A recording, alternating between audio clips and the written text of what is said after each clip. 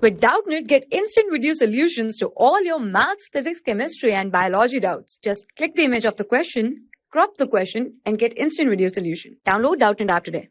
Hello students, the question here says that the legs attain their proportionate size in the human being at what age? So while we see in the case of a newborn baby, we see that there is disproportion of the head as well as of the legs.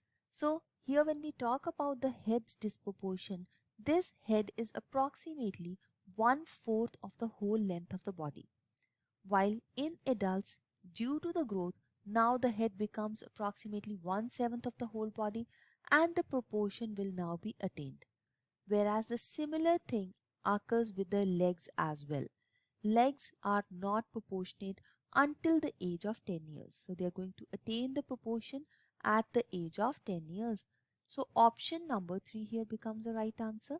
While we see at the time of birth, the arms will already be proportionate because of the more growth which occurs in the arm at a faster rate as compared to the legs. So option 3 here is the right answer for this question. This is all about this query. Thank you. For class 6 to 12, IIT JEE and NEET level. Trusted by more than 5 crore students. Download Doubtnut app today.